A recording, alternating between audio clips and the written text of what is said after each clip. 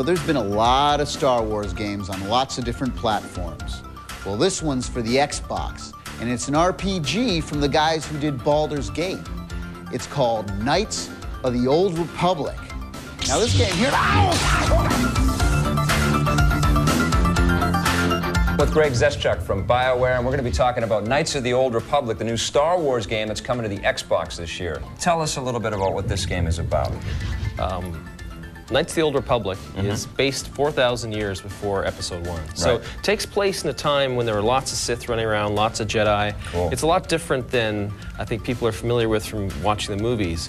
In the comic books, there was a time when this was, there were Sith wars and all kinds of crazy stuff going on. And so we've decided, along with LucasArts, we've set it 4,000 years in the past. The interesting thing about it, it's not like there's any decrease in technology. Things maybe aren't as shiny, aren't as new, but back then they still had space travel and lightsabers and all the cool stuff. None of the characters that we know are going to be in this. Is Yoda in this game? I guess he's too young for that. It's a different set of characters. I mean, there's going to be some familiar races and some familiar planets and locations, and that's one of the cool things about it too. We can take some familiar locations and kind of predate them. And what about the technology? I mean, the ships and stuff, are they going to look completely different from anything that we've seen, or is there going to be similarities there? There'll definitely be similarities. I think the issue of the faster than light travel is, even though it's 4,000 years before Episode 1, faster than light travel has been going on for 25,000 years. Wow. So it's like, it's kind of like if you compare today to the 70s. You can see how it inspired the technology of the current Star Wars movies. I mean, that's really our goal, is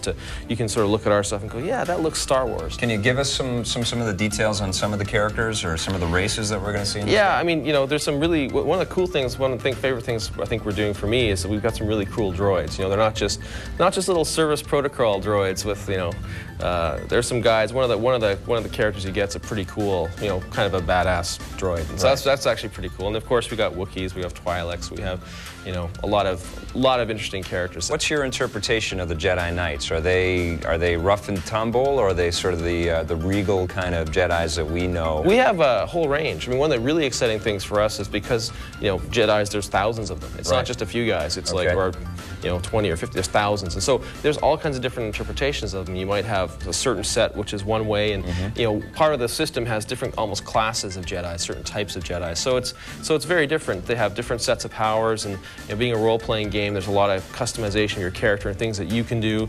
And there's always the ultimate battle with good and evil, dark and light. Knights of the Old Republic. When's it coming out? We're working for the end of this year. End of this year. Awesome. Good luck with the game. Thanks. Can't wait to play this one. Do you ever play video games at all?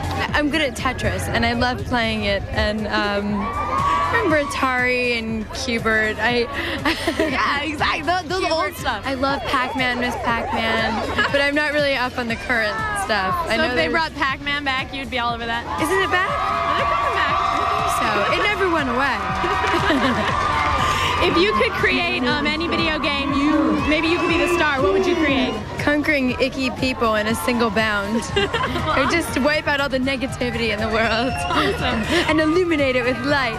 Like Jem. Remember the cartoon Jem? Yes. After the break, we take to the skies with City of Heroes. It's been 8 years since she's had her own adventure on a game console, but Samus Aran is going to hit the GameCube in a big way. I'm talking about what is easily one of the most anticipated GameCube titles, Metroid Prime. We're here at Nintendo with Beth. We're talking about Metroid Prime. Now, how do you move on from Super Metroid? Well, this is our new installment in the Metroid franchise, and it's a first-person adventure game. It's really something completely unique, and for any fans out there who liked Metroid back from the Super NES days, are going to be thrilled with this latest installment. What are some of the differences? What are some of the new things? Well, we've gone to a first-person perspective, which is a little different from when we were back in the 2D world of the Super NES. But it's not what you'd expect. I mean, it's something that's very, very different because it's more of an adventure game. Metroid has always been about exploration and really, exploring the areas. And you're going to really experience that in this version of the game. Tell me a little bit about the storyline. Samus is back. She's going to meet up with the space pirates and some, of the familiar characters from past Metroid games. So we'll kind of leave it at that. We'll let the game player explore. How about the controls? Is it going to be similar to before, or do you got some new things for us? Control has changed obviously a little bit because we have a new controller. We're moving in a 3D world, but we tried to make it as intuitive as possible, so it'll be very easy to pick up, whether you're moving Samus around, jumping, using a weapon, but it'll be easy to pick up. Tell me a little bit about the weaponry. For Metroid Prime, I really want to keep the focus more that it's an adventure game. It's not a first-person shooter. People are quick to make that judgment, but that's really not what this game is about.